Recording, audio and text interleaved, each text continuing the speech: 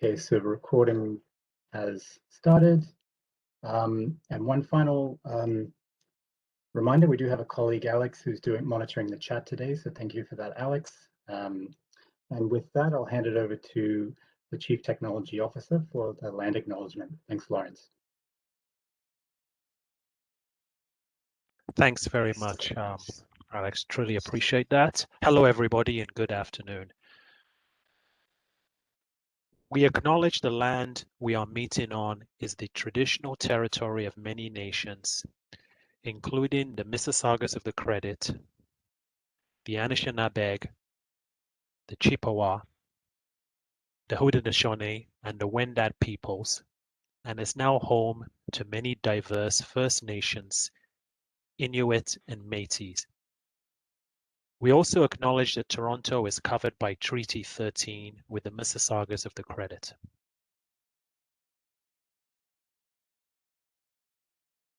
Today is National Indigenous Peoples Day. It is the 25th anniversary of this annual recognition and celebration of the cultures and contributions of the Indigenous peoples of Canada. We would also like to take a moment to acknowledge the discovery of the unmarked burial site of 215 children at the former Kamloops Indian Residential School, and to recognize the scope of the trauma carried by Indigenous peoples who are our friends and colleagues. Today, we are here to discuss the role of technology in society and to look to the future of the type of place we want to live in. Reconciliation doesn't stop at the physical world. It extends to our digital spaces and beyond. With that in mind, I would like to give voice to the words of Alexander Dirkskin, a member of the Métis Nation who delivered these remarks at Queen's University in November 2018. Alexander stated, "There is so much wisdom in these territories and in the peoples who have been stewards of them since time immemorial. As we hold space today for dialogue on digital spaces, which so often feel ephemeral and borderless, it is critical for us to reaffirm the centrality of and our connection to these physical territories upon which we gather. Meaningful change begins with recognition of technological innovation as a fundamental human endeavor. Technology is not a neutral force, nor are digital spaces safe spaces for all. Instead, mirroring, replicating, and at times exacerbating the real and pressing realities faced by Indigenous peoples and other marginalized communities in physical spaces. A social justice lens must therefore be applied to all that we discuss, design, and develop in the digital realm." Thank you. So I would like to welcome everyone again and thank you today to meet with us for our first ever DiscoTech. It is hard to put up the actual disco ball via virtual meeting. We are today. So we've settled for some graphics instead. And thank you to the team for putting together the graphics that you see. The term DiscoTech was coined by the Detroit Digital Justice Coalition. We are adapting it as a fun way to refer to public meetings about technology, to get and encourage people to be engaged and interested in this topic. So please look out for more DiscoTechs in the future and hope we will see you there soon. I am very pleased here on behalf of my colleagues in the city to initiate a new discourse around technology, the way it is designed, used, tendered, and acquired. The issues around digital autonomy are complex and potentially controversial. To give some insight into these complexities, we have staff here today from 3 different divisions, and I would like to use this opportunity to thank those staff for being here on this journey with us. Implementing digital autonomy will be disruptive, and it will certainly take time, but it is very important work that will help shape the City of Toronto going forward. As you will see in the presentation today, we will use this as a complementary to the existing principles established in the Digital Infrastructure Plan. So the digital autonomy will become another pillar on which the city can construct and consolidate a new technological model that is ethical, responsible, and civic. Your participation today is important and extremely appreciated. The turnout so far is very encouraging, and I also recognize there are tech sector, vendor community, and various advocates and interested parties here today who represent many perspectives of the diversity of our community. We will try our best to capture all the voices and views. I would say that I do have another engagement towards the end of the session, but I will stay as long as time permits, and I will listen intently to what each of you have to say. I want to thank you for taking out time from your very, very busy schedules and away from other important activities to walk with us in the City of Toronto on these issues. With that, I will hand it over to Alice, who's the manager of our connected community. Thank you.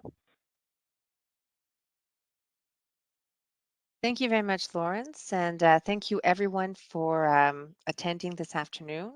I'd like to go through the agenda very briefly with you.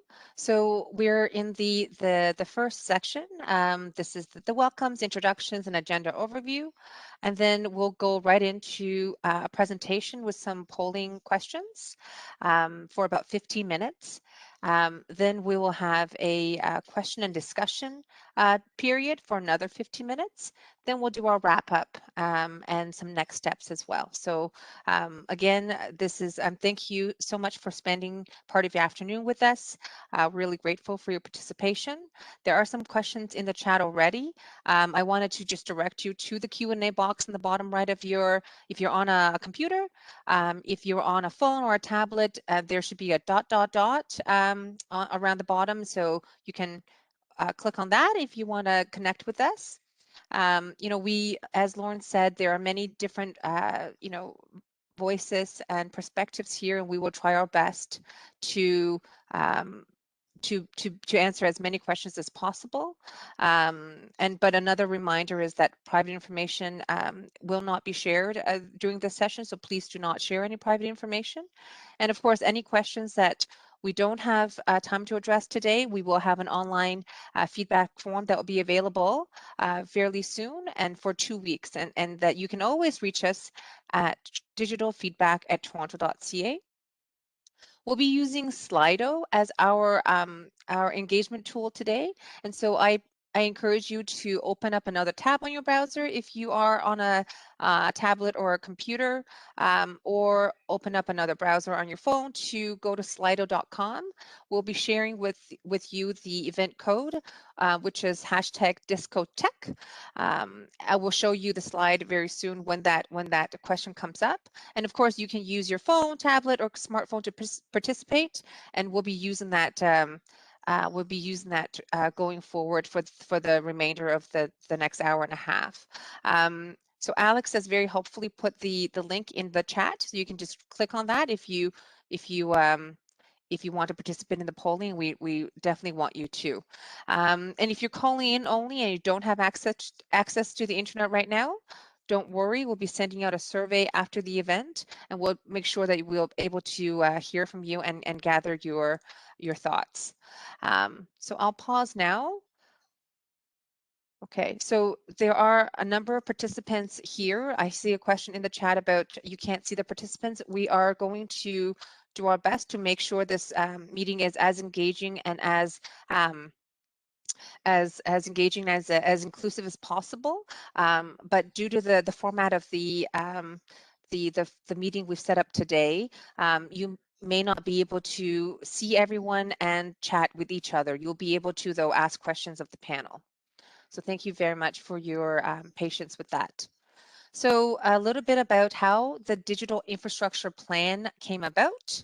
I wanted to tell you that, we see this as a way that we see that digital infrastructure is changing the way that we access information, as well as the way that municipalities deliver service. So it can lead to a number of positive outcomes and better management of public assets. As the digital infrastructure increases, the city is developing a digital infrastructure plan. And so it's DIP, you'll hear us refer to DIP quite a bit, or DIP if we're feeling extra speedy. And it's intended to help us, guide us make day-to-day decisions as well as long-term strategic planning for the city. We recognize that there are a lot of unknowns in this area when it comes to this realm. So the DIP or the DIP is intended to help bring clarity and some certainty to our residents and stakeholders. So, what is the digital infrastructure plan? So as I mentioned, it's very important to note that we have a shared understanding of what we're talking about as we begin the consultation. As you can see from the definition, we've taken a very broad approach to defining digital infrastructure. And so would residents interact or benefit from the city's digital infrastructure, there can be a variety of ways of the benefit being increased. For example, accessing information from the city's website, accessing more information, or using, a chatbot feature for COVID-19 related information, or just paying for fees and services online. Using an automated meter, for example, for water usage. We've included a fun picture here. And of course, using sensors to improve road safety. So these are some ways that we see digital infrastructure affect our day-to-day. What's brought us here is a number of council directives over the last few years. So we want to bring your attention to a February 2019 directive for city staff to develop a citywide digital infrastructure policy framework and governance model that turned out to be a pretty long name. So we've named it Digital Infrastructure Plan as well. Again, DIP, you hear us say that a lot. And so really the DIP or DIP took shape more in 2020. So in January 2020, we brought a report to City Council where they approved of 5 working principles and vision statements. At the same time, they actually approved 2 further directives. One of them is for us to, of course, develop a DIP. And the other one is to make sure that the any digital initiatives are in compliance with the 5 working principles as well as work already done before the DIP is completed. And in addition to those directives, Council has also approved directives related to digital autonomy. So, for example, in January 2020, another directive was for staff to consult stakeholders on the control and autonomy of its core digital infrastructure. And more recently, in March of this year, City Council also directed staff to consult on the building and procuring of digital infrastructure and to report back to a committee by the end of the second quarter 2021. So, these are just some of the directives from City Council that's brought us here today. And so with that said, I wanted to get to know you a little bit better. And so I'd like to start our first poll through Slido. So here is the QR code is here on the screen as well as the note. So please make sure you can scan that or you can enter hashtag DiscoTech. And so, and you can see, of course, on my screen live that everyone's, lots of people are participating and we're getting a better understanding of who is in the room, so to speak. And while we're doing that, I'll give people, this is our first question, so I'll just give everyone a little more time to get their Slido working. And so one of the questions in the chat is asking whether the slides will be shared and definitely they will be shared. In fact, we already will be, make sure that this slide, as well as the presentation, as Hamish mentioned earlier, will be available for everyone. So it looks like the answers are in. Not a lot of students in the room. Over 50% of you have said that you work in the technology industry. Nice to see you. And 32% of you said you work in an industry other than technology. And some of you are stating that you are none of the above. And so I'd be happy to move on to our next poll. So the next poll is, how did you hear about us? And the choices are on the screen, as well as should be showing up on your device. Just going to scroll down a little so we can see everyone's answers.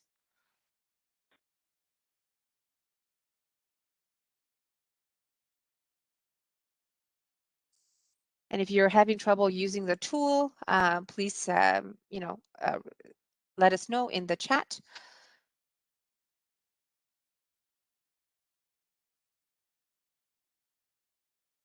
I always like to see a colleague, friend, and family member show up because it feels very organic, a great way for us to connect with others. So I definitely want to plug now. If you have other friends and colleagues and family members who might be interested in this, please let them know, and we hope to see them at future DiscoTechs. Great. So I think we're getting pretty close to the final answer here on this particular question. Many of you have heard from our website or mailing list. Nice to see you here. Thank you for coming. Some of you were directed here from a local organization, and about 30% of you were directed here by a colleague, friend, or family member. So that's wonderful. Great. So I'm just going to go back to our presentation.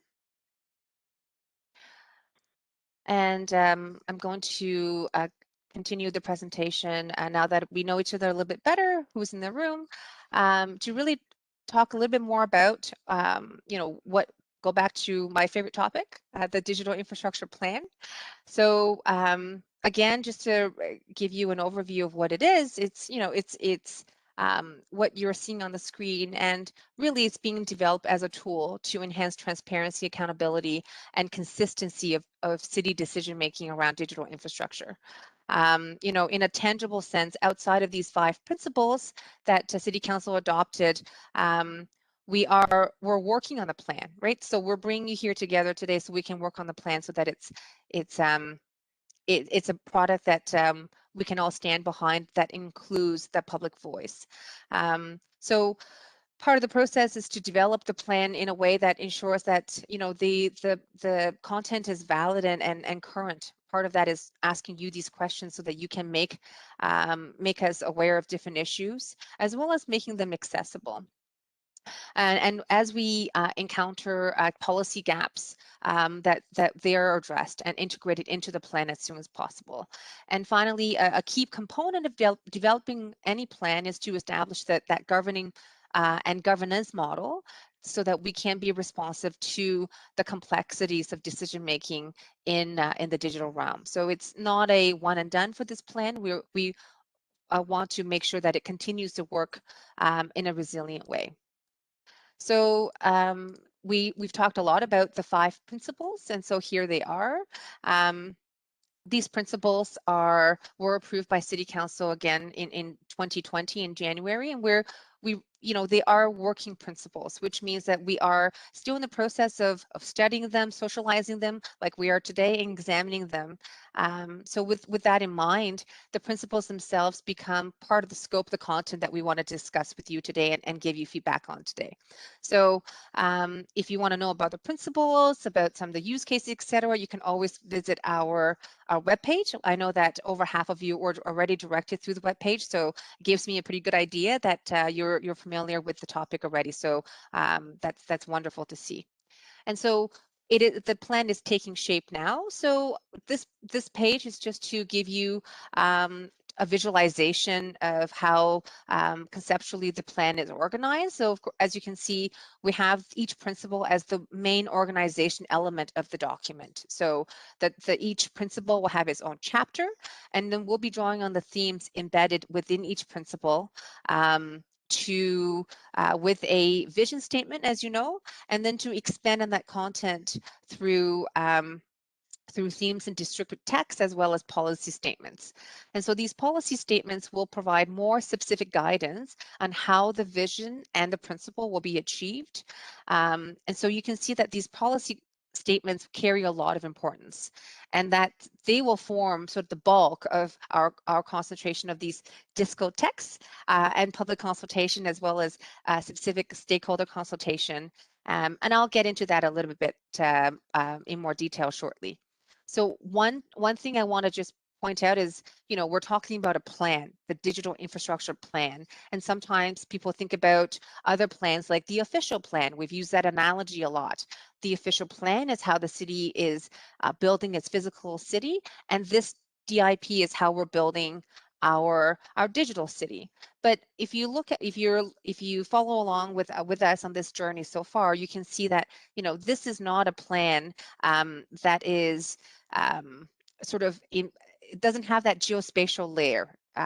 So for example, you're not going to see a map from this plan that says, here's where certain technologies will be concentrated, here's where the broadband conduit will be placed necessarily from this work. So I just want to give that context and that difference between the plan that we're building through the principal vision statement, themes and descriptive text, as well as policy statements, versus other plans which have more of a tangible geographical layer on them. So how will this plan be used? So that we already have a number of existing regulations and policies, as you can imagine, and on the topics that we already are familiar with and are topics of the digital infrastructure plan, like personal information, like privacy, like security. So we're building on existing regulations to ensure that it's a consistent approach. And so our experience to date in doing this has been somewhat challenging because it's a complex topic, and there hasn't been always measurable criteria in place for that objective evaluation for each working principle. So we've actually developed an interim solution for internal guidelines for staff to do that work. So that's been a great learning experience for us as well. So we are starting to do that on the inside of the city. And so I'd like to give you a little bit of a quick case study to give you an idea how the various principles actually work in a specific project. And the one that we want to talk to you about is Wi-Fi enabled connected lighting. Now, many cities around the world have this. And so when we look at this, you know, we have lots of different staff at the city, wonderful staff who have different parts of interest. So our park staff want to make sure that the lights are efficient and they work well and that they're sustainable, et cetera. But from the digital infrastructure plan principle perspective, my team is reviewing this type of project through the lens of each of the principles. So, you know, from an equity inclusion perspective, does it make public spaces safer? You know, has a human-centric approach been used to develop the interface?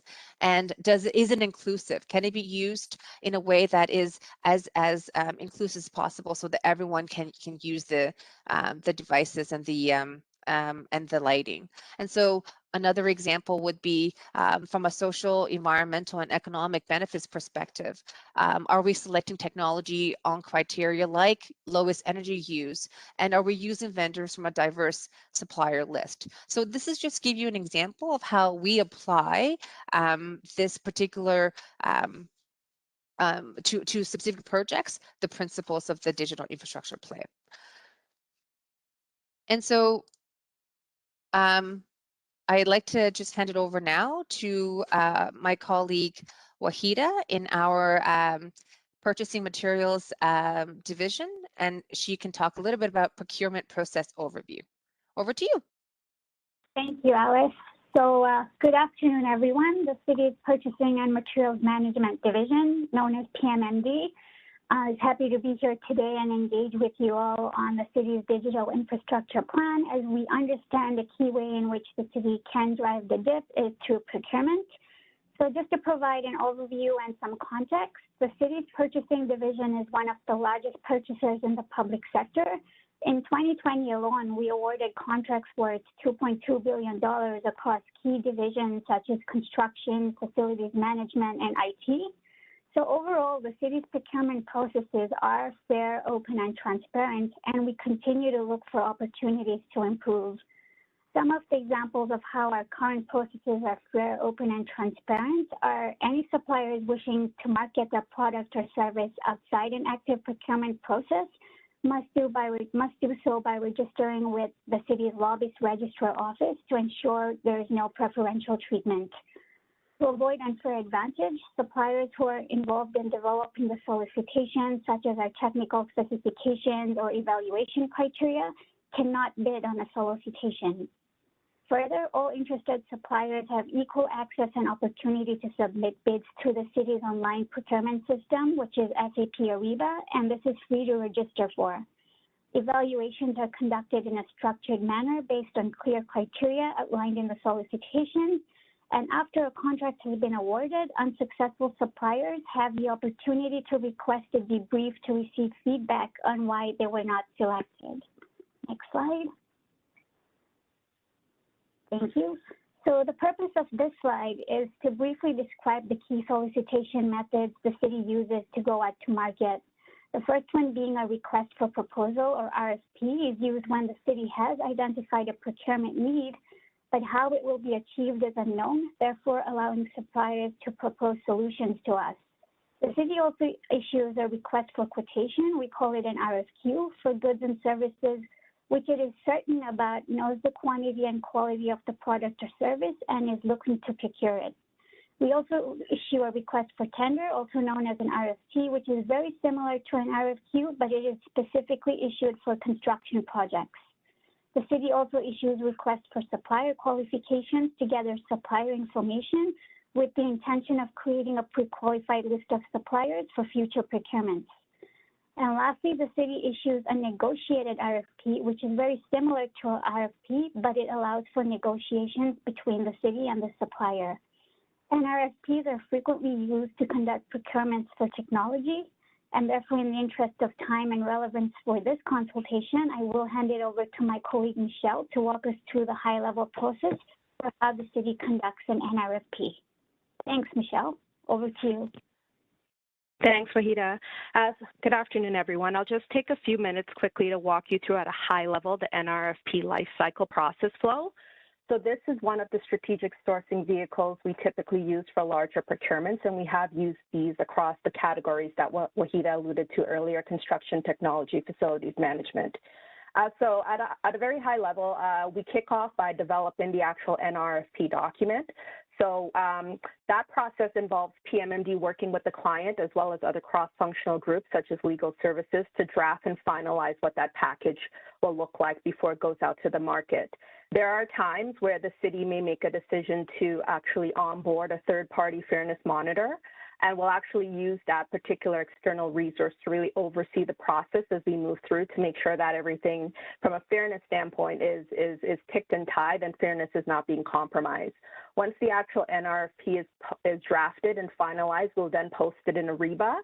And in the context of technology, any vendor that is registered and set up in Ariba under the information and technology commodity type will receive notification that a procurement is available for them to take a look at and determine if they'd like to participate. At a minimum, procurements are posted for 4 weeks, so that's the absolute minimum that will keep something out on the market.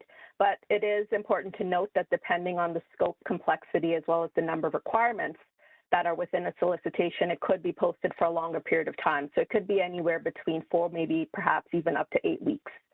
Once the solicitation has been posted, there is a solicitation deadline, a submission deadline, that is indicated in that document, and suppliers who are interested in participating need to respond in Ariba by that deadline if they'd like to be considered.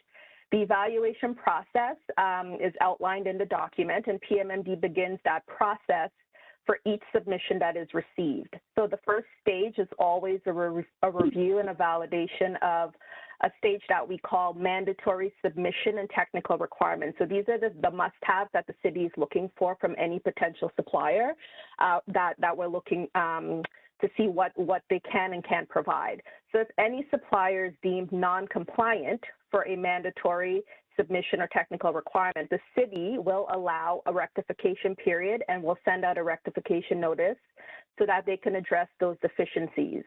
If the supplier fails to satisfy any of the mandatory submission or technical requirements within the rectification period, that period is typically 5 business days, then they would be excluded from any further consideration and moving forward in the process. For each proposal that passes that mandatory submission and technical requirement stage, we will review and we will evaluate and score all of the requirements that have been outlined against evaluation criteria and weightings that have been identified in the nRFP. Once that process concludes, the evaluation stage is concluded, a top-ranked supplier is identified, and we will then enter and notify that supplier that we will be entering into negotiations.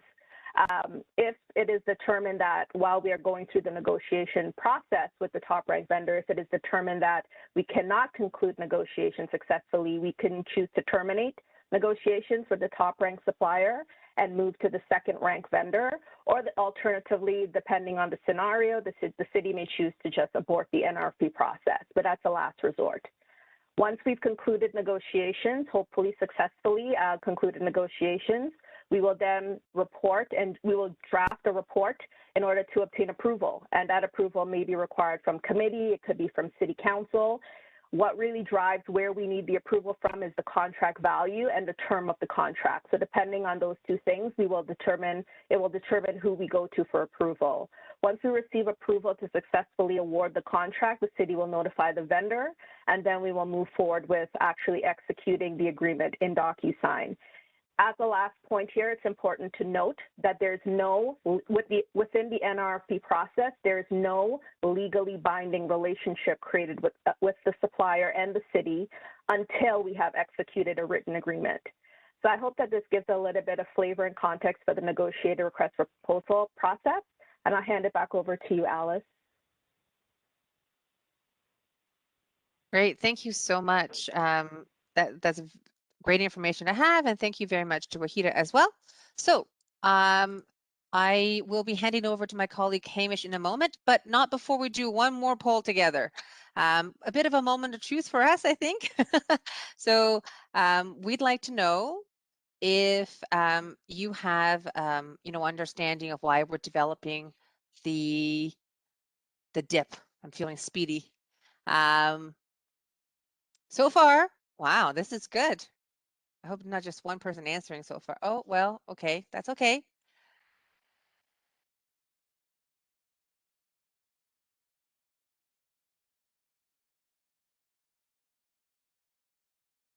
Great. I know there's lots of you in the, I saw, I think there's 56 attendees about 15 minutes ago. So hopefully we're getting more attendees now as well. So it's wonderful to see all of you participating. This is great. So around 85% of you are saying that you do understand why we're developing the DIP, and some of you are waiting to see. You're not sure and you're undecided, and so hopefully the upcoming information will help you clarify that, and you can always reach out to us, and we're always happy to speak with you as well. Excellent. So with that, I'm going to hand it over to my colleague Hamish. And he will walk you through some of the consultation process and approaches. Hamish? Thanks, Alice. And just for everyone's information, we're about halfway through the presentation. We're aiming to have it wrapped up by 3:05. So about 25 minutes to go, and then there'll be 50 minutes of Q&A, as Alice mentioned at the start of the meeting.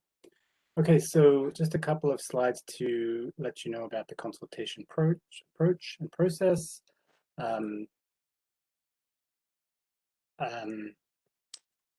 So we're here today to address some directives from City Council related to digital autonomy.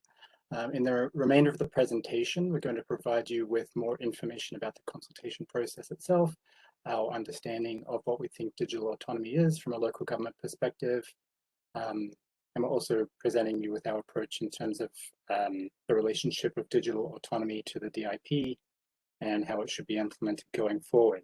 And so in talking about these things, we want to know what you think about everything, what you like, what you don't like, or is there anything we've missed? Next slide, please, Alex.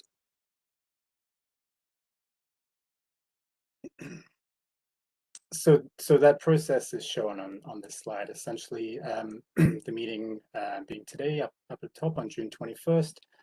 In the morning or sometime shortly after today, we will have an online feedback form posted to the project webpage where people can provide written comments for 2 weeks afterwards. And that webpage is toronto.ca/connected-community. Just look for the Digital Infrastructure Plan tab. In addition to the public meeting today, we're also undertaking stakeholder consultations in the next 4 to 6 weeks. And then after the summer, sometime in September, we don't have a specific date yet, we'll be doing more extensive consultations related to the DIP. And at that time, you'll have an opportunity to review the draft document in more detail, including policy statements that are under development and in that sort of framework that Alice was mentioning in previous slides. In addition to that consultation process, you can always email us at any time at digitalfeedback@toronto.ca. Next slide, please, Alice. So this is a little roadmap to show you where we are in the process to build out the DIP. You can see the gold star shows where we are right now. All the work that has taken place prior to the gold star led up to, obviously to this point, but also to formation and adoption of those 5 working principles. And you can also see that there's more work to come, including additional consultations. And feedback from these consultations is really critical to ensure that we end up with a plan that reflects the city's and your vision and aspirations as it relates to digital infrastructure. So thank you again for attending today. In addition to what's shown on the slide, there's other processes going on, which obviously aren't there. But for example, we're meeting with staff from several other cities to learn about their experiences with these issues. For example, Barcelona, and we're also working with an advisor from Open North who has expertise in this field from having worked at the City of Montreal for many years. All right, next slide, please, Alice. Okay, so the remainder of the presentation is largely about digital autonomy. And just before I get further into it, as a reminder, the reason for this focus is in response to specific directions provided by City Council that Alice mentioned earlier in the presentation. Okay, next slide, thank you. Okay, so firstly, what is digital autonomy? It's a great question, and we will do our best to explain it in a series of slides. But firstly, we thought we'd start off with a definition. So autonomy itself refers to the quality or state of being self-governing, and this itself implies a level of control and independence. Thinking about this in the context of local government and technology, the draft definition that we have crafted is that digital autonomy refers to the city's ability to control the selection, use, and design of its digital infrastructure to deliver public services and to advance the public interest. So with that, I'll just go to the next slide. We do have a Slido question about this, just to sort of test the room to see if that definition, the draft definition, resonates with whatever thoughts you may have on the topic. So just a slight difference of format here, because I think in answering this question, it's important to sort of see the definition in front of you. If you're able to refer to Slido now, that way I'll leave this screen up so that you can see the draft definition that we've proposed. And while you're thinking about it, I'll read it out again. The draft definition is that digital autonomy refers to the city's ability to develop, maintain, and control the selection, use, and design of its digital infrastructure to deliver public services and advance the public interest as informed by legislation and community consultation. So we're just looking to get a sense of how closely the draft definition aligns with what digital autonomy means to you. Oh, interesting. Great, thanks for that, Anita. So obviously the dominant response there is that it has some similarities and some differences. The next one is that it's very similar. So those are interesting responses itself. So thank you for that. I'd like to take this opportunity again at this point to remind you all about the online feedback form, because we definitely want to hear more about what those similarities and differences are. Okay, thank you for that. So we'll move on to the slide. So why does it matter, and why did City Council direct us to look into this issue? And that's obviously a question we're asking ourselves in addition to that definition that we just walked through. So we're seeing aspects of digital autonomy play out in the international arena, with conversations about control, security, and privacy related to companies and products such as TikTok and Facebook. In the local government context, the issues are not necessarily related to territorial boundaries, but more directly related to ensuring the city has greater control and independence of its digital infrastructure. And typical or existing processes to build out that digital infrastructure often bring with them tight restrictions and limitations around product options, repairs, maintenance, and data ownership, and so on. So the term digital autonomy is a signal from City Council that they're interested in a new approach that is centered on the idea of having greater control and coordination around decision making.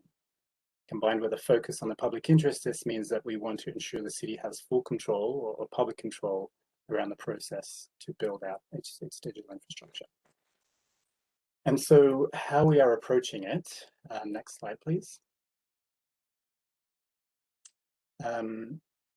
Firstly, we could have examined it independently, but we see it as being directly related to the digital infrastructure plan. There's a lot of intersection between digital autonomy and the other 5 existing working principles, such as equity, democracy, transparency, and privacy. And so this is the main reason why we provided you so much context with the DIP at the start of this presentation. And with that in mind, as we move forward in examining this issue, our approach is to think about digital autonomy as an additional, or as a new principle, a new 6th principle for the DIP. And we'll give you some more information about that as we go along today. So using the existing structure of the DIP that Alice walked through earlier, this would mean that digital autonomy would have its own chapter in the DIP with its own vision statement and policy statements, etc. So we're presenting all this approach to you today for your feedback. And the content is based on research from other jurisdictions and advice from subject matter experts. But we do acknowledge that further research, analysis, and consultation is needed to understand the implications and the implementation approaches. Next slide, please. So the scope of issues or themes that we've identified as being related to digital autonomy are summarized on this slide. The following series of slides expands on these themes and includes a case study for each. So just to give you a sense of what's coming on the future slides. As already mentioned, we've identified these themes through research and what other cities are doing, and our membership in the Cities Coalition for Digital Rights has been instrumental in this regard. We've also learned from lessons that have happened locally, for example, through the Waterfront Toronto and Sidewalk Labs proposal. So the next series of slides expands on these points, but I did want to note up front that while we see Indigenous data governance as a key component of this topic of digital autonomy, we're not exploring it in depth at this time. We do recognize that there are unique characteristics and considerations related to the collection, curation, and ownership of the data belonging to Toronto's Indigenous communities. For this reason, we will undertake to consult with Indigenous community stakeholders in healthcare, housing, education, technology, and so on, in defining Indigenous data governance, and that will be done as a parallel governance strategy for this project. Next slide, please. The first theme we've identified to explore as part of digital autonomy is open source. The approach we've taken is to convey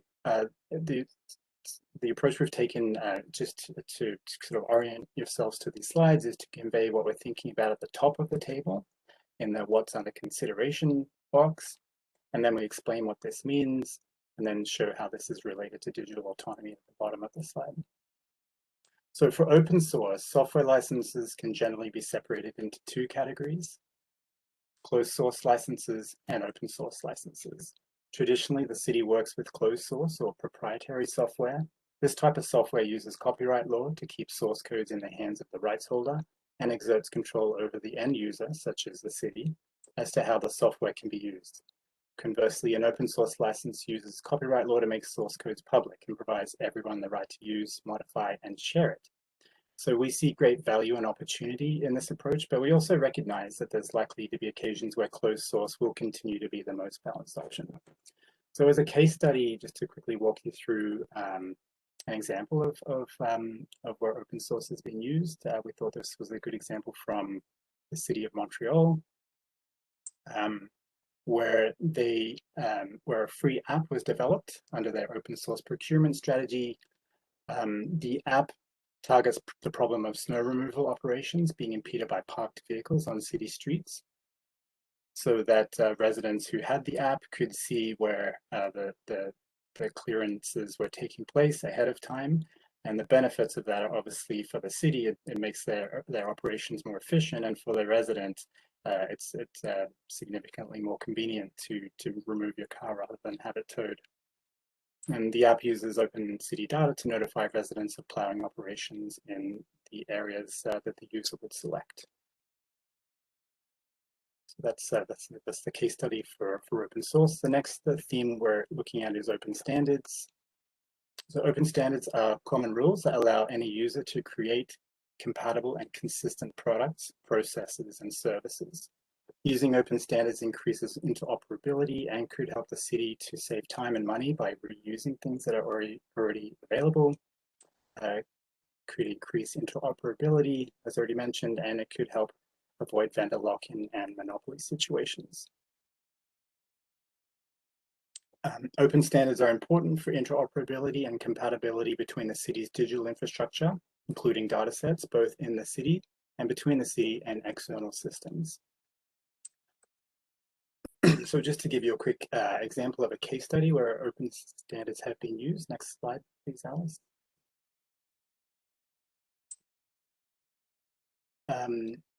So this case study is from Portugal, where they developed a national digital identity ecosystem and authentication platform provided by the Portuguese government. Their efforts to digitize identity and authentication services for citizens began a long time ago with chip-enabled card technology. So this was in approximately 2007. And then subsequent migration to secure remote digital authentication keys more recently by around 2014. And so use of open source APIs was a key component of this undertaking, as it allowed any interested government or private service provider the means to provision services requiring authentication through secure, centralized, and trusted public data interface. It was available as a browser plugin and on mobile devices. So the platform facilitates access to national tax, health, social security, and election services, and it's a repository for personal information, including driver's license and banking information. The next theme we've identified as part of digital autonomy is open contracting, and to walk you through this, I'll hand it back over to my colleagues from the Purchasing and Materials Management Division. Thanks, Hamish. So, hey everyone. So as mentioned earlier in this presentation, one of the key components in digital autonomy is open contracting. Open contracting is about publishing and using open, accessible, and timely information on public contracting to engage citizens and businesses to fix problems and deliver results at best value. To ensure the city's existing public procurement processes are following best practices, we continue to look for process improvements. Therefore, with respect to what's under consideration for us, the city will review its existing purchasing policies and procedures to determine if they are in alignment with best practices for open contracting. So part of this work will also include exploring the use of the Open Contracting Data Standard, also known as OCDS, for all procurements, including digital infrastructure procurements. The OCDS is the only international open standard which describes how to publish data and documents at all stages of the contracting process, and it was created to support organizations to increase contracting transparency. So the city will compare the standard against our existing purchasing policies and procedures to determine if they're in alignment with the OCDS and determine what areas of improvement can be made. What this means for us is that while the city's existing procurement process follows leading procurement practices that are fair, open, and transparent, this review will allow us to identify opportunities for improvement. So how does this relate to digital autonomy, or how is it related to autonomy? Well, conducting the open contracting review will allow for continued autonomy by ensuring the public is provided with transparency for city technology contracting with other jurisdictions, that bidders can assist in lowering barriers to entry, and that the city government continues to provide fairer competition and a level playing field for smaller firms, resulting in more bids and more choices for the government. Next slide, please.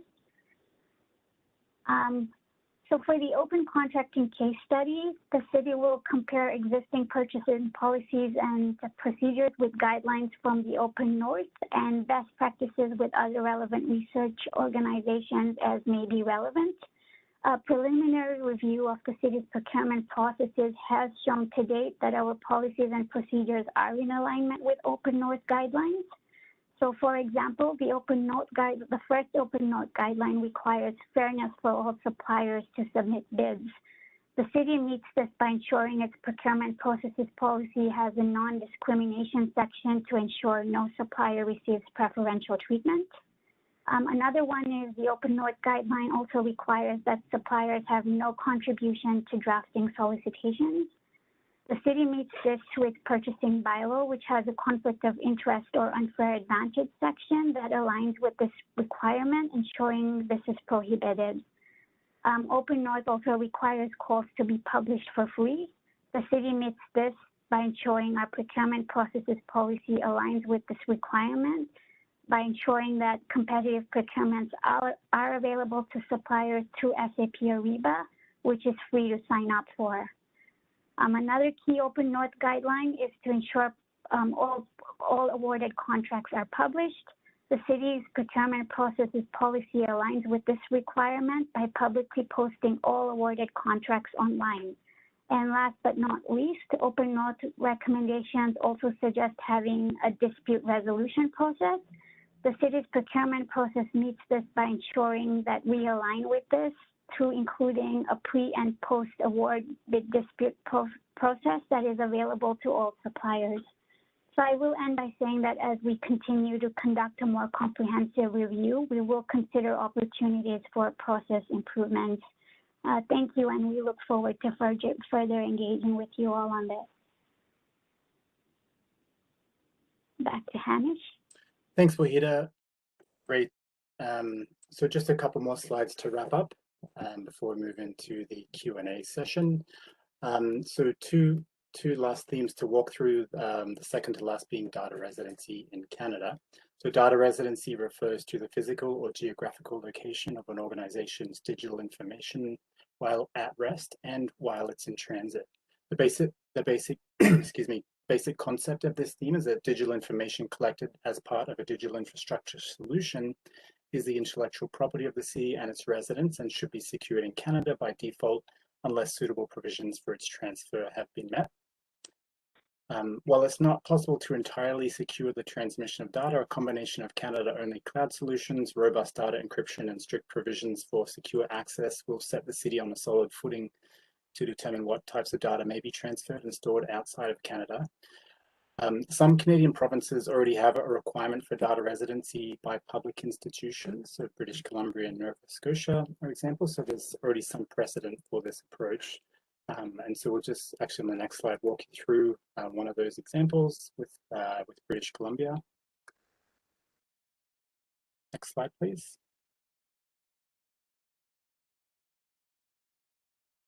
So this is a case study of data residency in British British Columbia. So the regulations in British Columbia require all cities and public bodies to ensure personal information is stored and accessible only in Canada.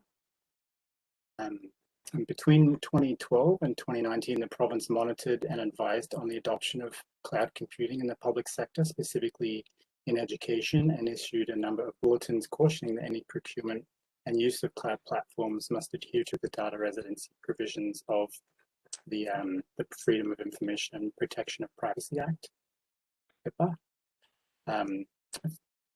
And in 2020, the province relaxed data residency restrictions in response to COVID-19 and to facilitate international health information sharing. So that's just one precedent we're looking at. And as mentioned previously, Nova Scotia is another case study that we're also looking into in further detail. I'd like to move on to the next slide, please, Alice. To repair. This is the last theme to explore today. There's a growing issue with digital infrastructure being the prohibition by manufacturers and vendors of the repair or modification of that infrastructure, except by service providers authorized by the manufacturer. And sometimes there's a requirement that this has to be done by the manufacturer itself. This is typically implemented by technical or contractual means. This therefore has a direct impact over the city's ability to have control over a purchased product. And so we see the right to repair as also being foundational to having digital autonomy. There's also potential relationships to other DIP themes that we want to explore further, such as environmental benefits and linkages to the circular economy. A final note, importantly, is that we want to explore the right to repair in both the hardware space, so that would be devices, for example, or sensors, but also the software space. So software as a service or platform as a service, for example. And just a quick case study with right to repair, the European Union is in the process of implementing new requirements to improve product repairability or durability. And through our membership in Coalition Cities for Digital Rights, we're making connections with policy folks there to learn more about their experience with this process. As mentioned just before, I think this is an interesting case study because it helps demonstrate the intersection between right to repair and digital autonomy and the other principles that are already embedded in the digital infrastructure plan, so environmental benefits, for example. So I'm going to pause there and let's open it up. Alice, if you can go to the next slide, please. Danita, for the next Slido question. At this point, we'd just like to get a sense of whether or not you think the themes identified will achieve the city's draft definition of digital autonomy. And so the draft definition is up on the slide again. It says digital autonomy refers to the city's ability to develop, maintain, and control the selection, use, and design of its digital infrastructure to deliver public services and advance the public interest as informed by legislation and by community consultation.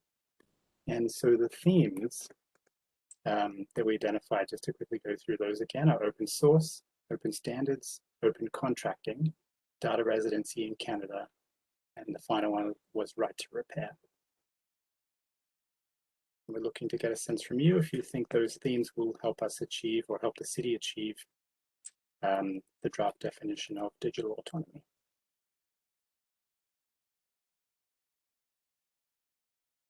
Okay, those are fair responses. So, like most of you agree with that. I think there's a fair amount, more than a third, neither agreeing nor disagreeing. Some strongly agreeing, no disagreement, or strongly disagreeing. So that's great. And again, at this point, just a reminder about the online feedback form. To go ahead and fill that out, provide us more context around your comments there. Okay, last couple of slides. So just a little bit of information about how we're thinking digital autonomy would be integrated into the DIP. I've touched on some of this already. So we see it as a potential sixth principle for the DIP there. It's just sort of shown in the hash bubble there. And that approach acknowledges the interrelationship between digital autonomy and the existing working principles. And so through this consultation, we're also looking to get a sense from you as to whether or not this makes sense to you, or if you have any other ideas as to how we could approach it. But next slide, please, Alice. If we do go along the lines of thinking about it as a sixth principle, following the current format and layout of the plan, it would require its own vision statement for that principle. And so we've developed a draft vision statement, which is shown on this slide. And this is also something we're interested in getting your feedback on.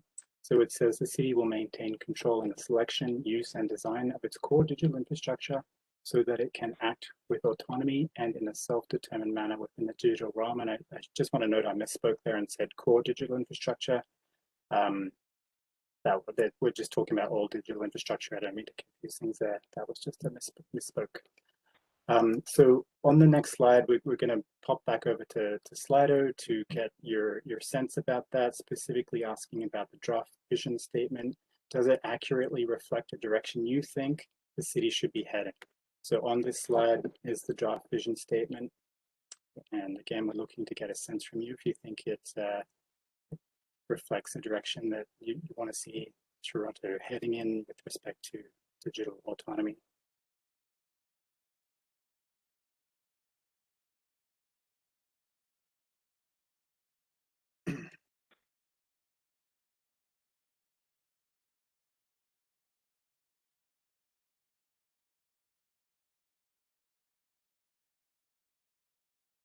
Okay, pretty balanced results there.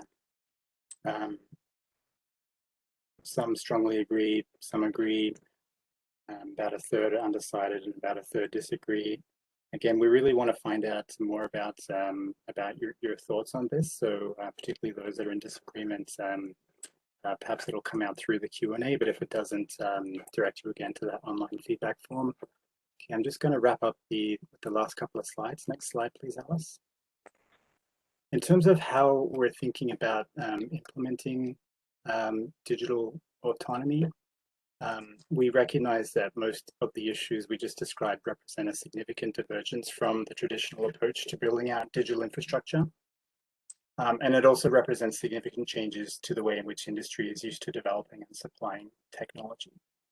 So while we recognize that there's clear advantages to pursuing this approach, we also recognize that achieving autonomy is not something that can be done at the flip of a switch, that it will be disruptive and that it will therefore take time. And so with this in mind, we're recommending that the digital autonomy principle to be applied gradually over time to new digital infrastructure initiatives. And so this approach would minimize disruption, for example, to service delivery, and allow the city and its partners to learn and adapt over time. Importantly, we do see that there is a role for the public to play in the decision-making process to help identify and prioritize suitable initiatives. Okay, so just before I wrap up, just next slide, please, Alice. Just a quick reminder before we go into the Q&A in terms of where we're at with next steps. You've already seen this slide, it's the timeline. We're at the gold star right now. There's a staff report going to the General Government and Licensing Committee in about a week's time. And if you're interested in that, you can make deputations and submit written comments and talk to the committee further about those interests and concerns if you have them. And then obviously more consultation to come in the fall. Next slide, please. And again, just a reminder about the purpose of this consultation, which is responding to directives from City Council related to digital autonomy, talking about these things. We're wanting to know what you think, what you like, what you don't like, and so on. And so just one final note before we go into Q&A. Next slide, please, Alice. A reminder for how to participate in case people join late and didn't see this slide at the start. There's a hand icon if you'd like to press the hand icon to help us get a sense of who would like to speak or ask a question. And if you're doing that, don't forget to mute yourself or unmute yourself as the case may be. And also an important reminder again, just to be conscious of the comments you make and to not post or speak at any personal or confidential information, because this presentation or this meeting is being recorded and will be posted to the project webpage in the coming days. We will do our best to answer as many questions as possible, but if we don't get time, there are other ways you can contact us. Our email address is on this slide. It's digitalfeedback@toronto.ca. I've mentioned many times the online feedback form that will be available from the webpage that's on this slide shortly. And mentioned the June 29 committee meeting. And Lawrence mentioned that there's more DiscoTechs to come. Those are the public meetings in the fall. So we look forward to more conversations with you. And with that, I'll hand it back to Alice. Thank you. Thanks, Hamish. I've just stopped sharing the document so that you can have a little bit of a different view, and we can start our Q&A section. I'm very, very much looking forward to this and hearing what you have in mind. One thing I want to just mention is I don't know if there's a way to make the comments public to everyone. So maybe we can think about doing that now as I'm going to go through the thank you, Rhonda, for letting us know that that participants can't see the chat comments. So there have been questions coming through that's not in the Q's and A's. And I think if you put the questions in Q's and A's, it'll show up for everyone. I think that may be the trick. I'm going to look to see if that's what everyone's thinking. So there's two different areas. So one is Q&A and one is chat. And my understanding is if you post your question in Q&A, it could be promoted so that it's everyone can see it. So I'll give you a moment to find those buttons as well and maybe try one. Great. My team has jumped in to do some testing. This is great. And so just while you're doing that, Alice, there is one person with their hand raised. If they want to go ahead and ask a question, Ushnish, you can go ahead and ask your question. Can you hear me? Yes, we can. So I appreciate all the work that has gone on to developing the plan and the principles. There's a bunch of good principles in there. So my problem is the implementation part. Some of those principles are really hard to implement. So I'll pick on the open source part. Unless you have that relationship with the open source community and you just kind of put out an RFP, you're not going to get a response from that community, right? Because they tend to be small, sometimes individual individuals working on open source projects. So I'm wondering what the plans are to work with those communities, like the open source communities that already exist in Toronto, to, before the RFPs go out, so that they are actually bidding on the contracts and so on, and not scrambling kind of after the RFP goes out. I will start just by saying that's a great comment and one that we've definitely thought a lot about and how to make work. And so I just want to say thank you so much for asking a question in this straightforward way, and we hope to hear more of that. And then I'd like to maybe pass the virtual mic. Imagine if we're doing this in a real room and I have to walk over with a mic, and we used to share mics. This is wild. But I tend to pass the virtual mic over to either Michelle or Wahida. I don't know if you have any thoughts on that.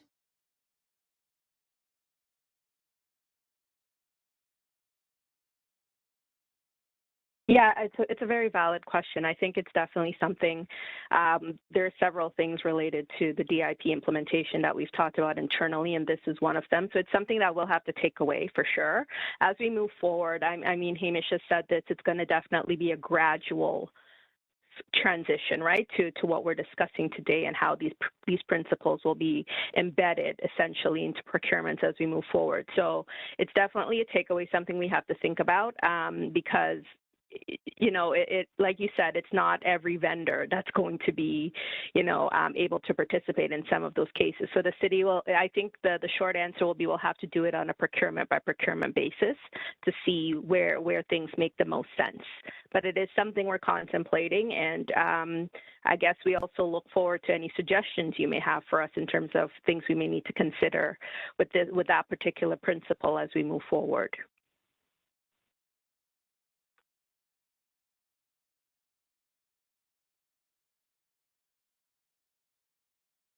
Great. I think we're just testing out the Q's and A's, and please go ahead and put some questions in the Q's and A's if they come up. I did want to go through some of the questions that have come up in the chat. If that makes sense now. Maybe some of the ones that we have answered and didn't know that not everyone can see them all at the same time. Some of the questions that we've answered is one Lisa had asked about, are the DIP, is the team connected with the Innovate Cities Open Data Project? We have had the pleasure of meeting with Innovate Cities in the past, and they're doing some great work. They've just had their launch, as probably many of you, recently in the last month. So we are definitely connected there and look forward to continue working together, though we are not specifically working with them on their open data project right now. Another question we have answered is around someone asked a question about how will non-citizen residents be able to participate. Those who are not known to the government or don't have government issued ID. This is something that we encounter in all policy making here at the city. The City of Toronto is a sanctuary city, which means that we are committed to providing services to everyone, undocumented residents included. And so we'll be sure to take that inclusive lens as we develop this policy and others as well.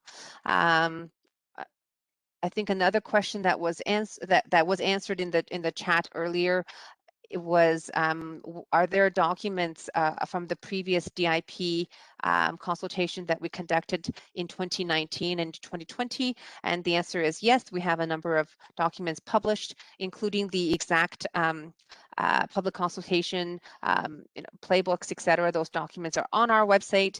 Again, to plug, please go there and take a look at the documents. Bring us your questions, email us, etc., etc. Because I think some of the other questions that will come up in the chat around are in the other areas, the other 5 principles that are already established. And so that's another place where, as we go out for public consultations again, we'd like to hear from you. We'd love to hear from you.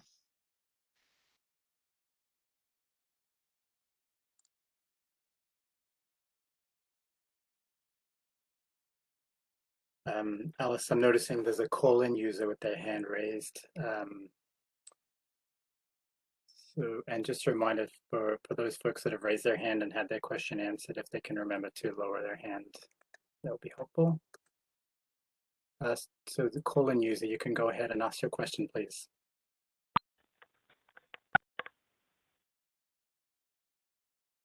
Hello?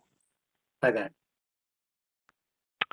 Yes, hello, this is Michael. I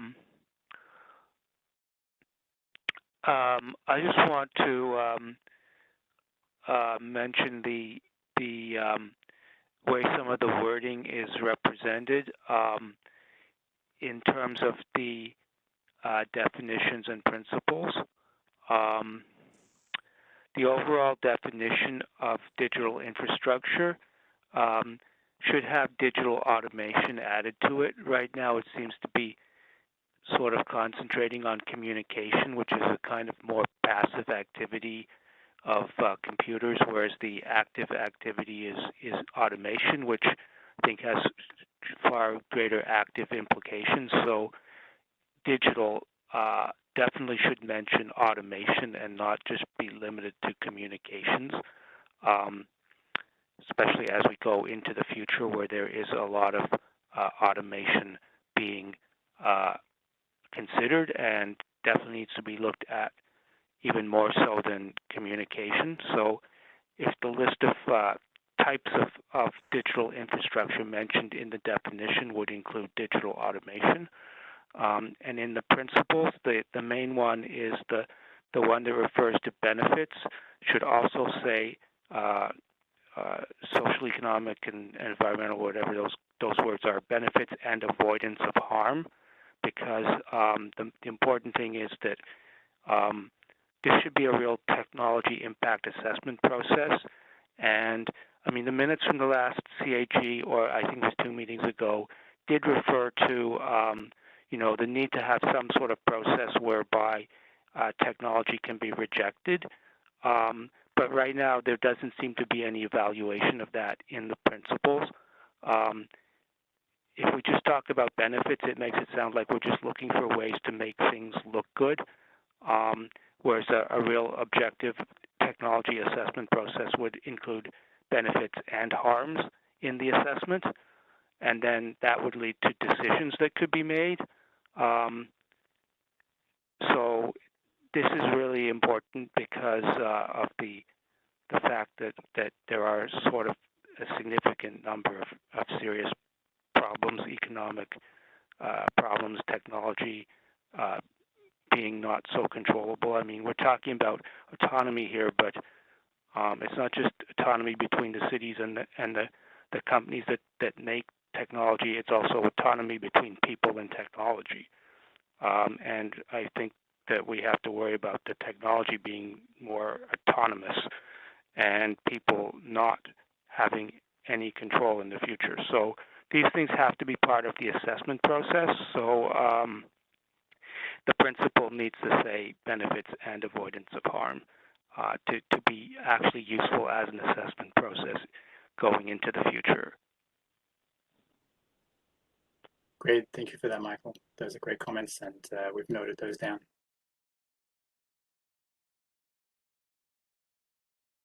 And just again, another reminder to the attendees, if you do want to ask questions, feel free to raise your hand, click on the hand icon, and you can have the opportunity to ask a question, make a comment.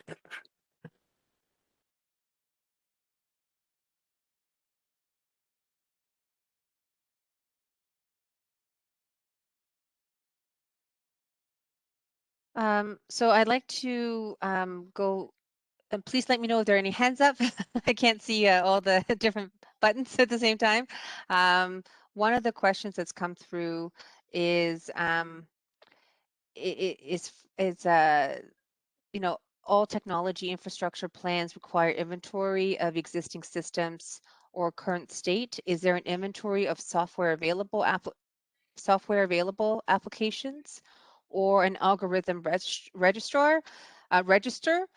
If so, can you publish it on the City of Toronto Open Data Portal? So in our review of some of the other principles, again, our conversation today is focused on digital autonomy, but absolutely the reason we included it as a principle, we want to include it as a principle, is because it has so many intersections with the other working principles. So one of the work that we are, one of the pieces of work that we're looking at doing for the fall is absolutely an algorithmic registrar, especially from a bias perspective for artificial intelligence and other forms of automation, to your point, Michael, on the phone. So, and that work is coming, and you'll have another opportunity to take a look at that as we come back with more information in the fall for public consultation. And as we mentioned before, the digital infrastructure plan is a document that will be evolving as things change. So absolutely, there will be an opportunity for you to continue to give your input on how that is done. Another question that I'm seeing in the chat section, not the Q's and A's, and please let me know if I'm missing questions on Q's and A's, is that I'm aware of a parallel community network initiative in Toronto that addresses digital access in terms of disadvantages and social policy, but I don't see any of those initiatives I don't see how those initiatives fit into this planning. And I think you're referring to ConnectTO, another initiative that my team is leading, and thanks to teammates for juggling multiple big profiles at the same time. And so from a ConnectTO perspective, what's driven us to bring a report to City Council around putting connectivity at the center of what we do in February of 2021 is our experience with regards to digital inequity throughout the pandemic. So that is something that we believe is very well aligned with the equity and inclusion and well-run city principles of the digital infrastructure plan. And so that work is deeply rooted in the other principles as well. So again, we're seeing the sort of the worlds colliding here. We're seeing things come together. The focus of our conversation today, again, is digital autonomy, especially as the way that the team has broken out sort of the themes.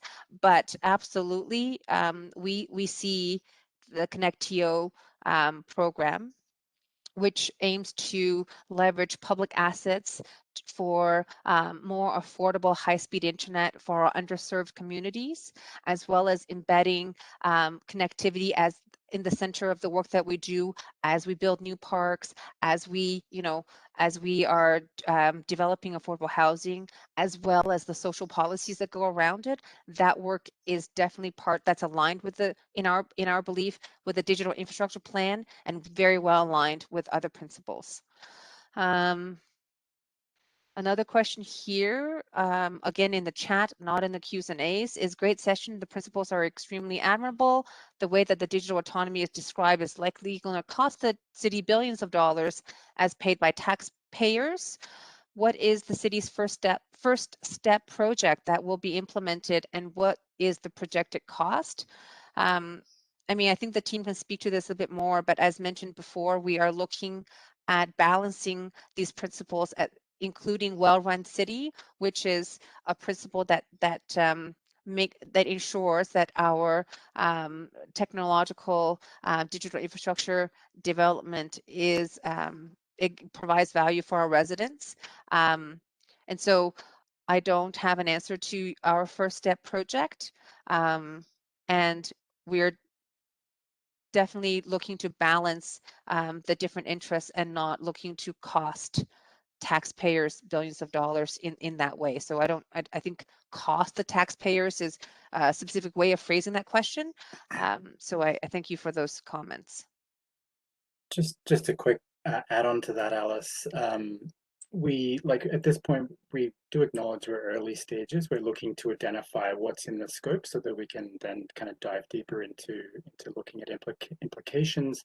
The other work we're doing is meeting with staff from other cities that are more advanced in the timelines than where we are right now. So we have had a couple of conversations with staff from City of Barcelona, as mentioned, as well as Montreal, who are not necessarily taking a journey down all of these paths, but have begun the journey on some of those paths, such as open source. And so there's a lot of lessons we can learn from other municipalities.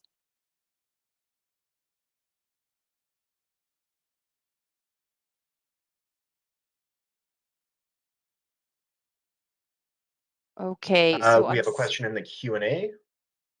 Yep. Go ahead, Alex. Yep, we just have a question in the Q&A. And the question is, I'll just voice it. Hey, let's try a new format.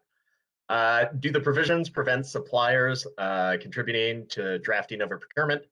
Wait, sorry. Do the provisions prevent suppliers contributing to drafting of a procurement apply to vendor-initiated deals, e.g., pay it Quayside? And if not, what steps as part of this process will mitigate undue influence on the process in those circumstances? A bit of a mouthful.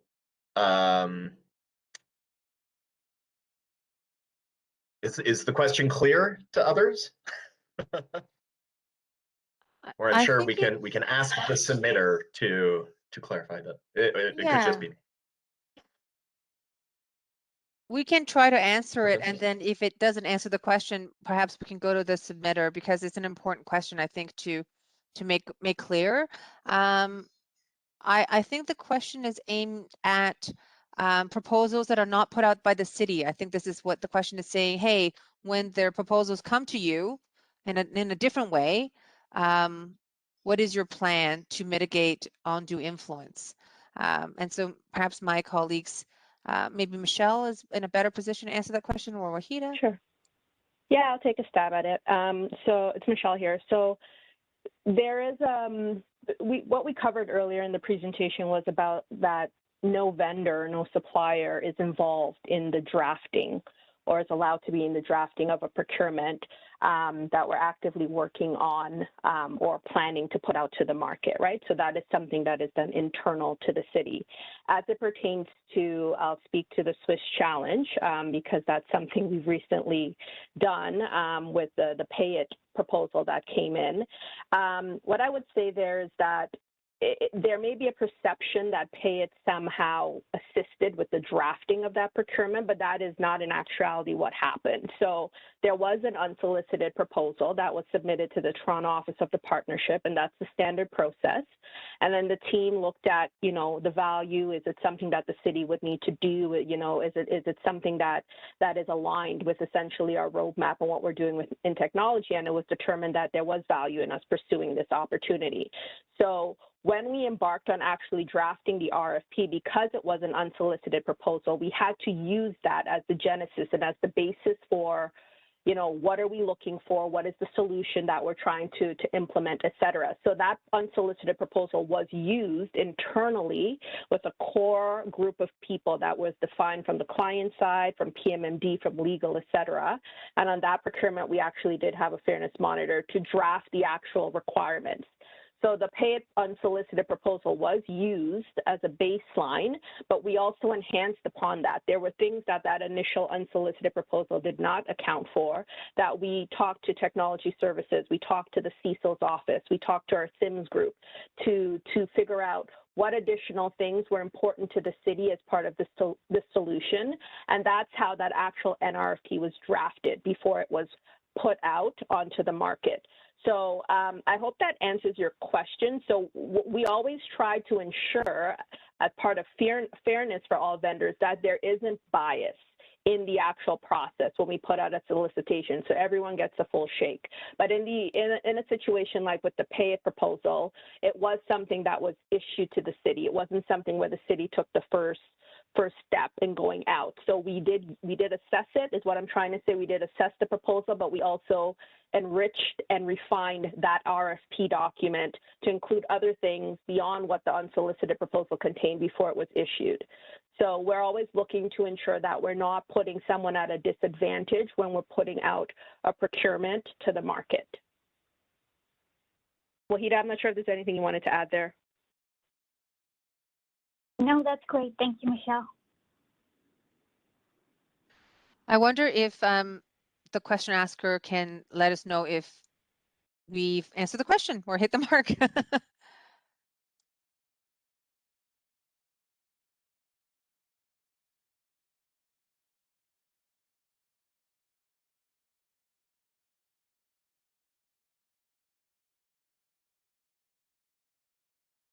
Maybe.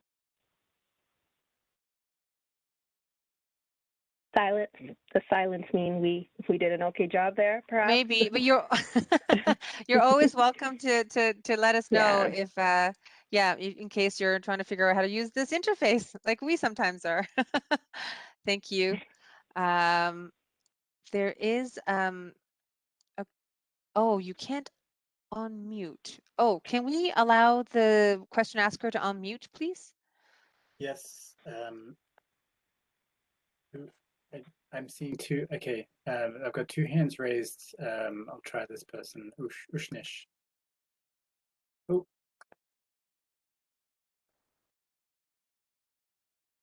Ushnish? No. Does the person have their hand raised? In order for me to know who to unmute, can you raise your hand? Because I'm the one that controls the unmuting. You can't do it yourself. So I'm not sure who to unmute. You know, raise your hand.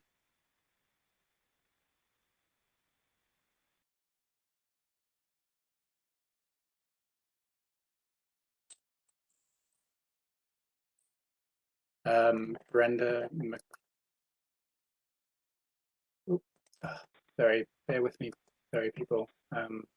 Brenda, go ahead and ask your question, please. Thank you, and sorry for all the technological difficulties. So that answers the question with regards to the Pay It program. But the larger question is, as you acknowledged, there was a perception that that unsolicited bid was problematic in a range of ways. We don't need to dive further into that, but moving forward to avoid that kind of perception, how is this plan for city autonomy going to deal with vendor-initiated proposals in particular, where the core functionality of the program that's being proposed is not something that the city has said, hey, we need this right now. It's something that a vendor has said, wouldn't you like to have this new shiny thing? And I understand that then you had a process of saying, actually, we really need the shiny thing. So what should that thing look like in our context? But how is that sort of process going to be concretized and published and made accountable and transparent as part of the city's move towards being autonomous and self-reliant in terms of their technology choices?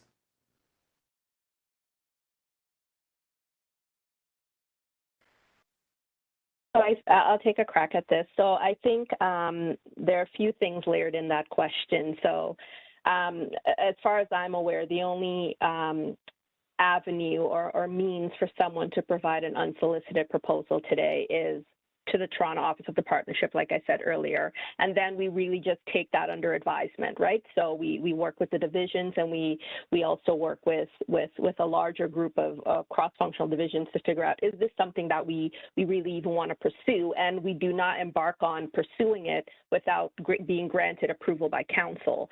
So I think there were things that definitely came out of the Pay It this challenge that we are still working through to see where there are lessons learned and things that we could actually potentially maybe do differently. I think in terms of how that process was actually run, I think it was run well. We did onboard a fairness monitor to ensure that we were not cutting corners or we were not compromising the integrity of that process.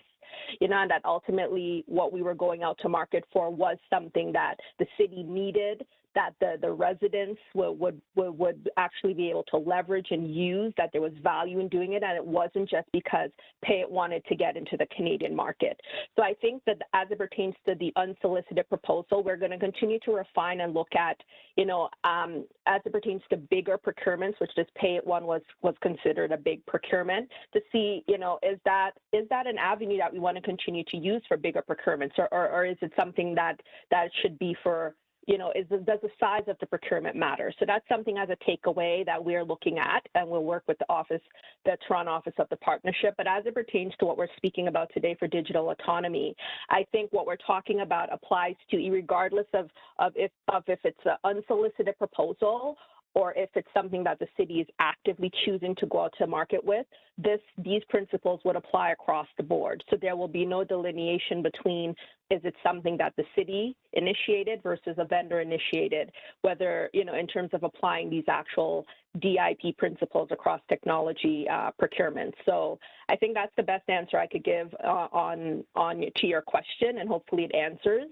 But the only other thing I would add is that as a result of going through the other component that we spoke to today, the open contracting piece, we're also examining in terms of our current city practices, policies, procedures, is there other things we could do, right? Or is there ways that we could maybe change or refine our process to make sure that things are more open? We believe it's fairly open as it stands, but, there may be things that we uncover as we go through this analysis of OCDS, et cetera, and also the open north piece that may give us some food for thought, right? Some things to take away and consider a bit further. So that would be my answer in response to this question. Thank you very much, Michelle. And Brenda, I take your point, and I can give you assurance that we are definitely considering that as we're looking at the development of the DIP overall and how it's applied more importantly, right? So your question is about, you're considering these situations, but what about ones that didn't come up yet in your presentation? And definitely that's why the point of the DIP, so that it can be applied to different situations based on these principles. So definitely we'll be looking at those. whether it's an adjustment to, like Michelle said, to the types of shiny thing, as you have put it, you know, that's put before us, that's appropriate for this type of thing, or some other idea, because, you know, these are just things that we know about. There will be other things, in my view, that will come up, right? You know, for example, a lot of the things during the pandemic, we did not anticipate it this way. But if we have the principles in place, if we're able to get your voices, and please keep the questions coming, and we'll do our very best to answer them. You know, if we're able to get the public feedback, if we're able to get council to give their voice to the type of digital world that we want to build here in Toronto, then we can use those rules, use that thinking, and apply it to any situation that comes up to us with your input, right? So that's what we're here to try to do. Thank you very much for the question.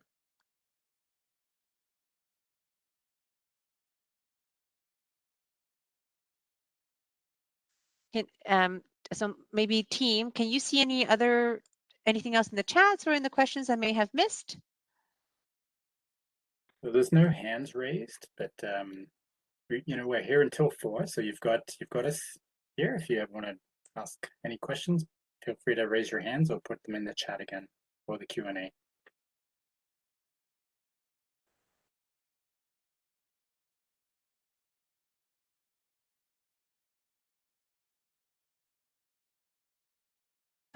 I did want to give voice to a comment I see here that we haven't actually talked about, which is saying that it is important to fully understand the implications of digital autonomy on those city business divisions that own and operate critical infrastructure assets. And so that's a great point. We have been thinking about, you know, what does critical infrastructure mean in the city context? We you know, we've read the definition from the federal government perspective, for example. But what does that mean for our city business?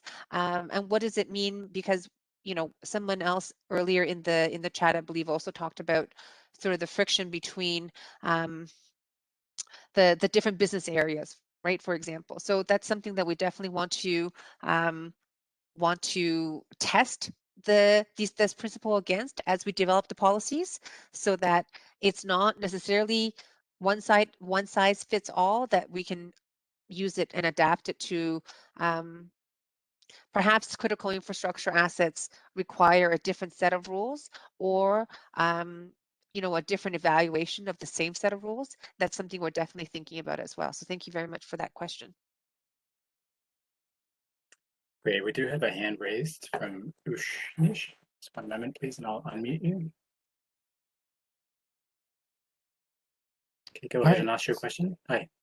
So a lot of the discussion today is on the how, on the procurement process and the principles that apply and so on. We haven't talked a lot about the what in terms of, so what are the city's needs in terms of digital infrastructure? And I see a lot of the city doing a lot of public consultation on physical infrastructure projects, whether it's the subway or kind of other stuff. I haven't seen that level of engagement of citizens in determining what the digital infrastructure should be. And I think those the how and the what kind of work together. So I'm wondering what the plans are in determining what the needs are with citizen consultation.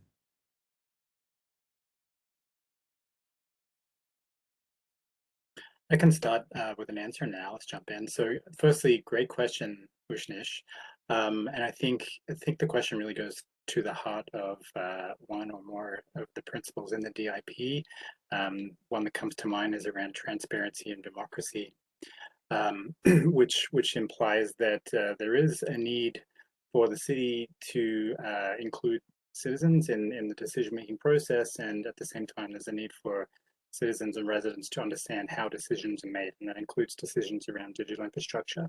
So that's definitely something we're looking at. I think traditionally, some of those thresholds that currently are in place are related to dollar values. So if there's a dollar value of a certain technology procurement, that triggers a report to special committee of council, and so there's a kind of public discussion at that time, but it's probably one that that can be improved in terms of process making. So those thresholds are certainly part of what we're going to be looking at as we build out the digital infrastructure plan. We definitely want to get a better understanding of the types of projects, digital infrastructure projects that that people want to get involved in and want to have a say in. Do you have anything else to add? No, just that is a great observation, and Mhm. something that, you know, when the more we think about this work, the more layers we see, and sometimes it's easy to separate the layers and make clear how we can translate what we're hearing from you, what we're discovering through research and policy development into action, and sometimes a little bit harder, to be honest with you, right? So and so we are asking you again to call us out on it, to hold us accountable for this as well. So please let us know how we can do better here as well. Thank you very much.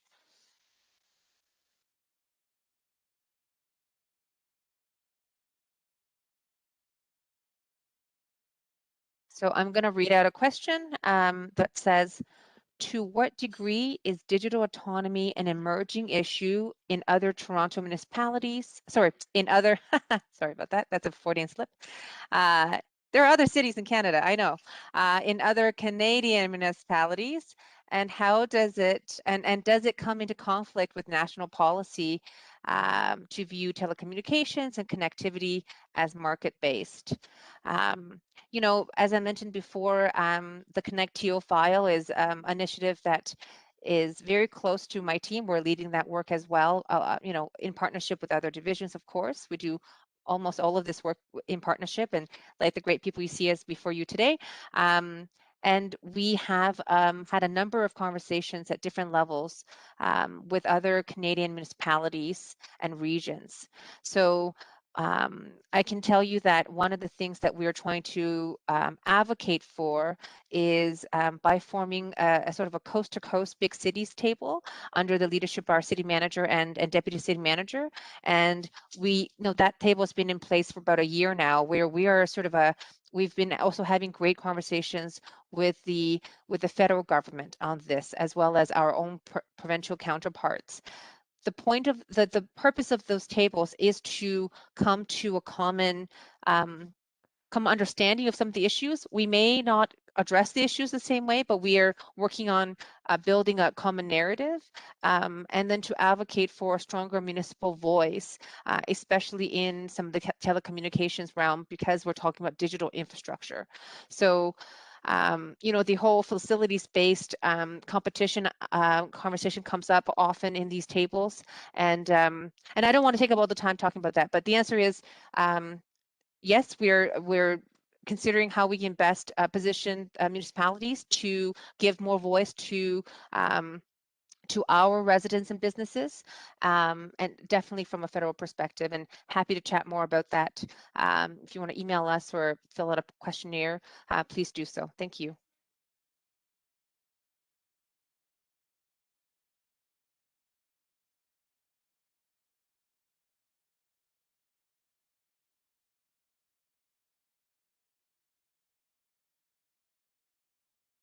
In the Q's and A's, I see a question saying, I understand the last caller's question. Broadly speaking, what are the kinds of projects we're talking about? Does anyone want to answer that question? Maybe Hamish? Sure. I mean, at this point, we haven't turned our minds towards what projects would be implemented. Again, the first kind of step we're taking on this journey is to identify what's in scope. We have to get those policy pieces in place before anything would be triggered. But again, I think part of the conversation and part of the journey is understanding what you or what the residents and what business groups think would be suitable for this. I think the Montreal example that we walked through as a case study was a really neat one, because it really it demonstrated a great deal of benefits both to the city and to residents, but was one that wasn't disruptive. So I think without any decisions having been made, I think those types of projects might be ones that would be ideal for initial steps. Having said that, I mean, I'm not speaking for anyone in in that answer. It's just a possible direction that we could go in. We don't have a decision made just yet.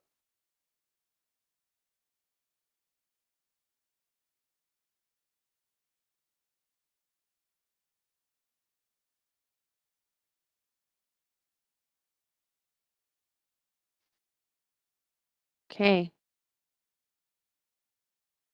Yeah, and I wanted to just in the chat, I don't know if everyone can see the chat, but in answer to the question around digital autonomy, especially as it comes to in view with conflict of national policy around telecommunications and connectivity as market-based, my team has answered that Calgary has situated itself as a non-dominant carrier in rolling out fiber network and has and was able to support critical city operations impacted by a major flooding event. So that's something we have been looking at and learning from. Another example that comes to mind that internationally is Chattanooga, Tennessee, which has a quite a sort of famed internet provider as well from the municipality perspective, and they were able to be responsive during the pandemic as well. So they were able to, rather than, I know that the private companies here in Canada did many things to support Canadians, but through a municipal-led fiber network, they were able to allow students extra access. They were allowed to, they were able to suspend, cancellations, etc., based on payment because of their, because of their position in the market. So those are things we're thinking about as well from a broad perspective to answer that question.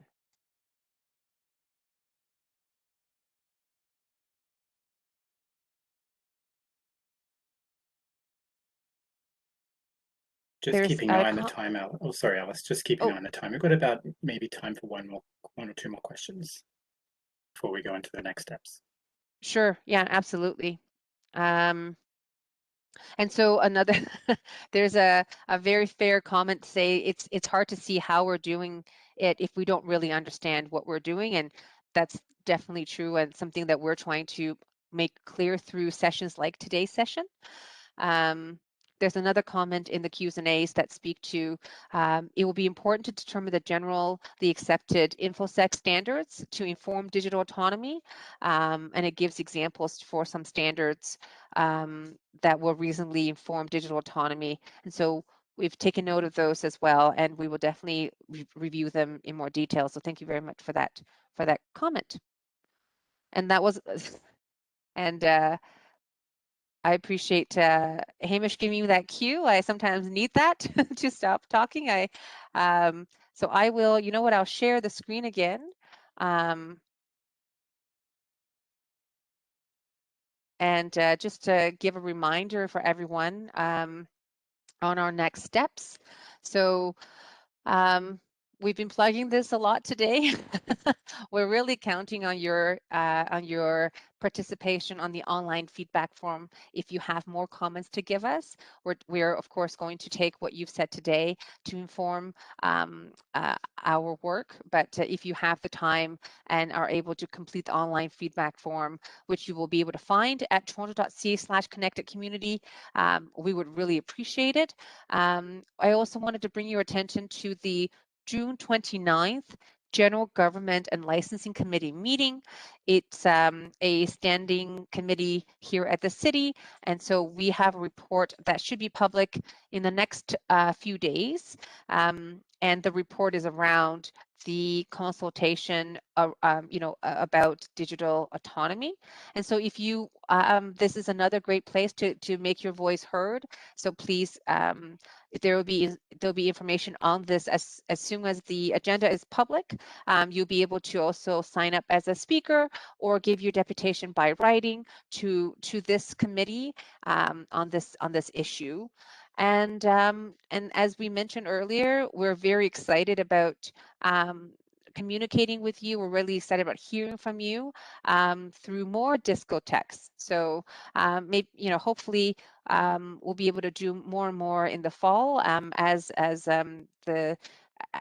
we develop policy to share with you and to get your input on. So these are planned to be virtual at this moment, but we'll definitely let you know if that changes, and very excited about hearing from you in whatever format that works for you. So again, our email address is digitalfeedback@toronto.ca. And we'll be posting information on our webpage as soon as we're able, toronto.ca/connectedcommunity, singular. And yeah, I just want to say thank you again to everybody for participating. Thank you to our colleagues from the various divisions that supported us throughout this entire journey and going forward. And thanks to the team as well. You've done a great job to get folks here and to talking about this. This is my favorite part. So, Hamish, did I miss anything? Great. Thank you very much to everybody for your attention, and hopefully we'll see you again soon. Thanks. Thanks, everybody. Have a good evening.